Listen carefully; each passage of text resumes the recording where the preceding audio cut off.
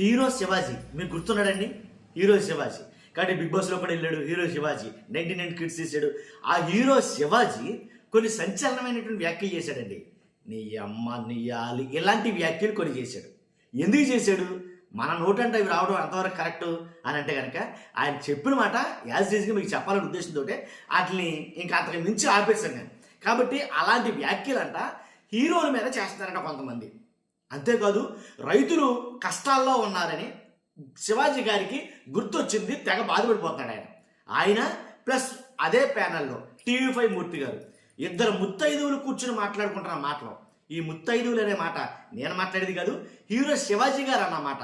ఏమని చాలామంది ముత్తైదువులు బయటకు వచ్చి మాట్లాడేస్తున్నారు. ఏమని టిక్కెట్ల రేట్ల గురించి, సినిమా టిక్కెట్ల రేట్ల గురించి.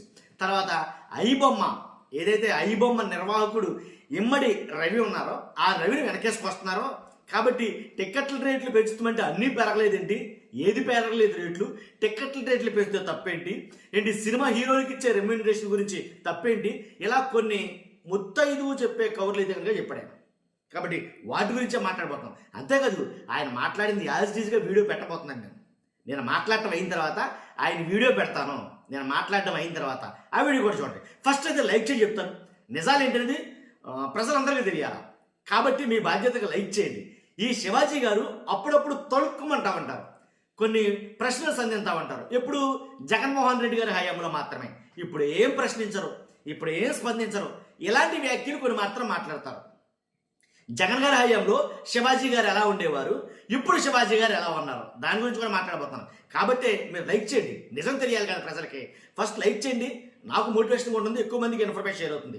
కొత్తగా మన ఛానల్ ఇస్తే పక్కాగా సబ్స్క్రైబ్ చేయండి. మీ అమూల్యమైన అభిప్రాయాన్ని కామెంట్ రూపంలో తెలియజేయండి. యాక్టర్ శివాజీ గారు నిజంగా యాక్టింగ్ ఎరగదీసేస్తాడు. ఆయన ఎరగదీసేసాడు కూడా రీసెంట్గా సినిమాలో. కాబట్టి అంతే యాక్టింగ్ చేస్తాడేమో. పాలిటిక్స్లో కొన్ని వ్యాఖ్యలు చేసినప్పుడు జగన్ గారి టైంలో అడపా స్క్రీన్ మీదకి వచ్చేసేవాడు ఆయన.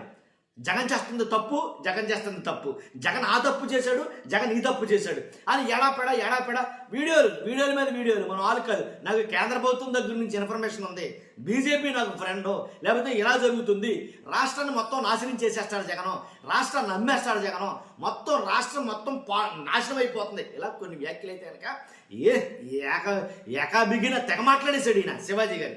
ఎందుకునో తెలియదు కానీ సైలెంట్ అయిపోయాడు కూటమి ప్రభుత్వం వచ్చిన తర్వాత ఇప్పుడు ఏం మాట్లాడుతున్నారంటే కనుక ఇప్పుడు ఆయన గురించి ఎందుకు ఈ ప్రస్తావన వచ్చిందంటే TV5లో కూర్చున్నాడు ఆయన ఇలాగే ఒక కుర్చీలో.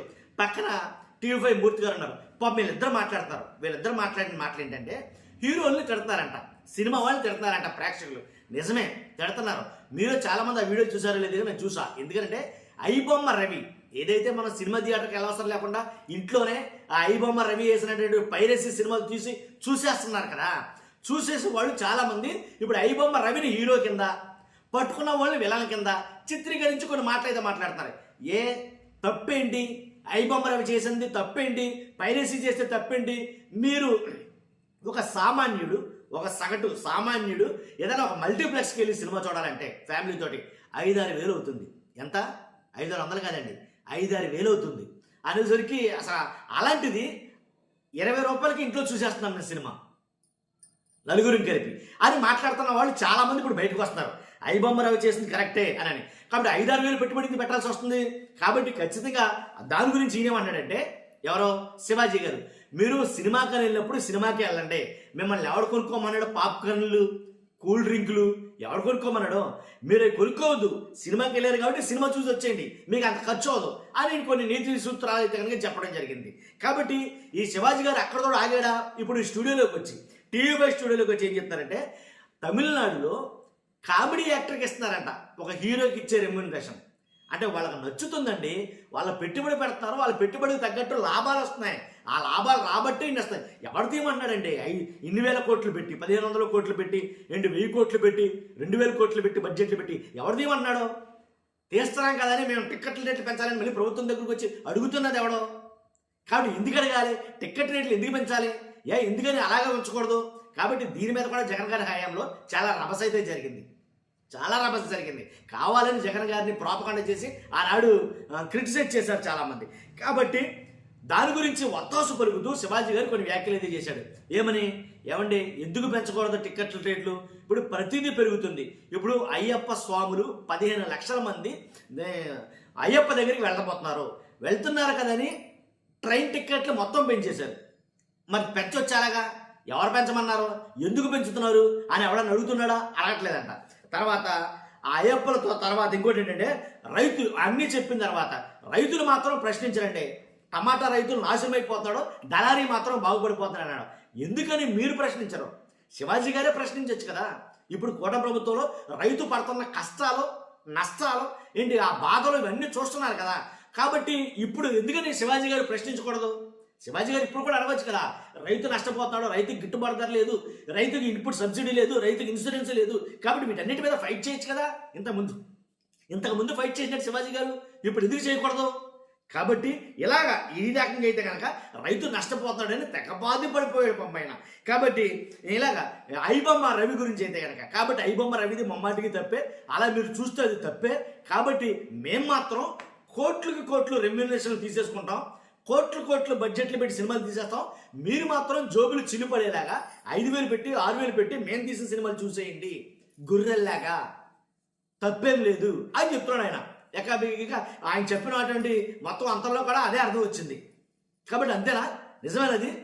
కాబట్టి అదండి. కాబట్టి నేను మాట్లాడటం ముగించిన తర్వాత ఆయన మాట్లాడింది ఖచ్చితంగా పెడతా వీడియో, మీరు చూడండి.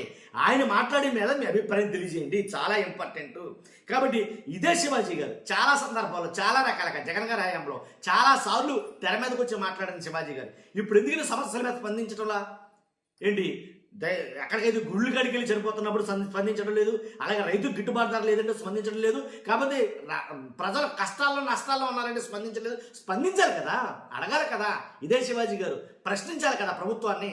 ప్రశ్నిస్తున్నానని ఆయన ప్రశ్నించాలి కదా ఇప్పుడు కూడాను. కాదు అప్పుడు ప్రశ్నించి ఇప్పుడు ప్రశ్నించకపోతే అది తప్పే కదండి.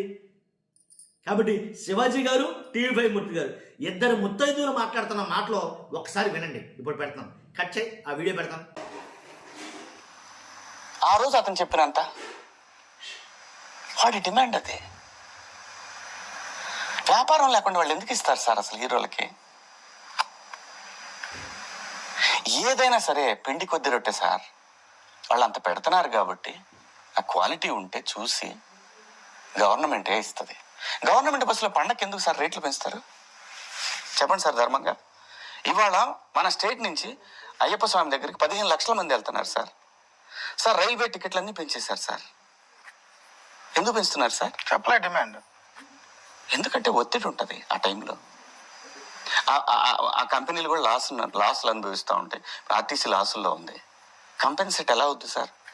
మళ్ళీ ప్రజల రూపంలో ట్యాక్స్లు వేయాల్సిందేగా. ముత్తైదుల్లాగా మాట్లాడేస్తున్నారు సార్. అంటే నేనంటాను, మీరు తెలుసుకొని తప్పు అది కూడా మీరు ప్రశ్నించేటప్పుడు ఇదేంటండి ఇలా కరెక్ట్ కాదు కదా అని అడగటం మీరు. ఏమయ్యా నీ అమ్మ నీ ఆలి ఇదా అండి? మాకు రాదా? అంటే ఇప్పుడు రైతులు ఉన్నారు, వాళ్ళు డిమాండ్ చేయలేకపోతున్నారు వాళ్ళ ప్రోడక్ట్కి. ఈ ప్రపంచంలో అత్యంత అన్యాయం జరుగుతుంది ఎవరికైనా అంటే ఓన్లీ రైతుకేనండి. వాడు డిమాండ్ చేయలేడు అసలు. ఏ రోజు కావట్లేదు సార్. టమాటా పండించిన రైతు దళారీగాడు డిసైడ్ చేస్తాడు. అప్పుడు ఎవరు వీళ్ళ గొంతులన్నీ మోగపోతాయి. ఒక సింపతి కార్డు అలా వదిలేసి దాన్ని మర్చిపోయి బ్రేకింగ్ న్యూస్ ఏం కావాలి, నెగిటివ్ వార్తను ఏదేస్తే ఎమ్మటే వస్తుంది, ఎవరిని తిట్టాలి, ఇది ఒక నేను అంటున్నాను. నెక్స్ట్ జనరేషన్కి మీరేం నేర్పిస్తారు? ఇది కాకుండా మన ఇష్టం వచ్చినట్టు ఒక అజంప్షన్స్ తీసేస్తే, స్టార్బక్స్ కాఫీ చెప్పండి మీరు రేటు, చిప్స్ రేటు మీరు చెప్పండి, బ్రిటానియా బిస్కెట్ ఎంత బిస్కెట్ ఇంతకు ముందు ఎంత ఉంది, ఇప్పుడు ఎంత ఉంది? ఇప్పుడు ఇంతకు ముందు కూలీ రేట్లు ఎలా ఉన్నాయి, ఇప్పుడు ఎలా ఉన్నాయి? ఎందుకంటే మిగతా రేట్లన్నీ పెరిగినాయి కాబట్టి ప్రజలకి వాడు బతకాలి కాబట్టి దానికి తగ్గట్టు రేట్లు పెరుగుతాయి. ఇంతకు ముందున్న 50 రూపాయలు ఇప్పుడు ఉండాలంటే ఆ థియేటర్ మెయింటెనెన్స్, వాడు సౌండ్ సిస్టమ్, వాడు డిస్ట్రిబ్యూటర్ తీసుకొచ్చి ప్రొడ్యూసర్కి థియేటర్లు సింగిల్ థియేటర్లు అన్ని కళ్యాణ మండపాలు అయిపోతున్నాయి అక్కడ లేక బేరం లేదు. అదే ఎందుకు